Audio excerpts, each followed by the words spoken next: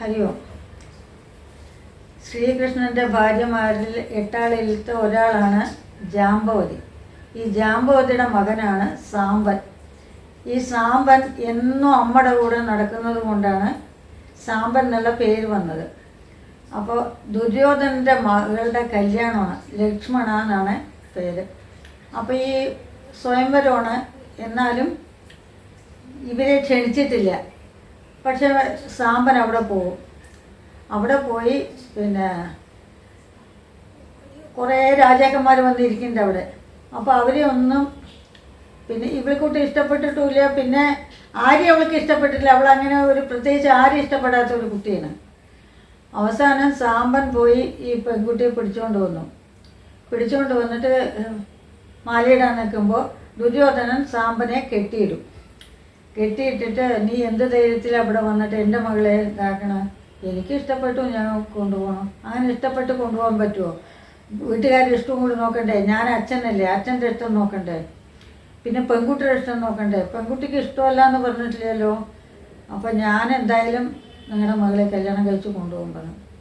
പറ്റില്ല എന്നാ പറഞ്ഞ് അവിടെ കെട്ടിയിട്ടതും ഇത് ദ്വാരകയിലറിഞ്ഞു.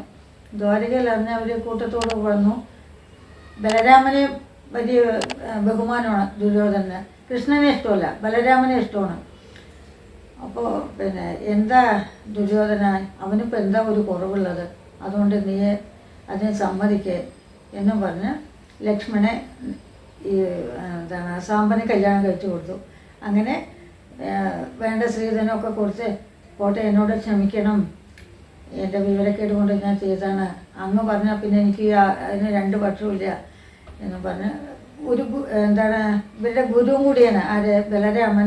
ഗീതായുദ്ധം പഠിപ്പിച്ചിരിക്കുന്നത് ഭീമനെയും പിന്നെ ദുര്യോധനെയും പഠിപ്പിച്ചിരിക്കുന്നത് ബലരാമനാണ്.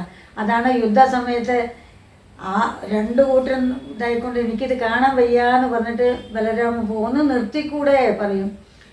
തൊടയിൽ തല്ലാൻ പാടില്ല എന്നാണ്. പക്ഷേ ഈ തൊടയിൽ അമ്മയുടെ കണ്ണ് പെട്ടിട്ടില്ല. അമ്മയുടെ കണ്ണ് പെട്ട ഭാഗമൊന്നും നശിക്കില്ല ഗാന്ധാരിയുടെ. അപ്പോൾ ഈ ഇവിടെ തൊടയുടെ ഇവിടെ വാഴയില കെട്ടിയിട്ടുണ്ടായിരുന്നു. അപ്പോൾ ഈ തൊടയുടെ ഭാഗം അമ്മയുടെ കണ്ണിൽ പെട്ടിട്ടില്ല. അപ്പോൾ ആ തൊടയിൽ തല്ലിയിട്ടാണ് ദുര്യോധനെ കൊല്ലണത്.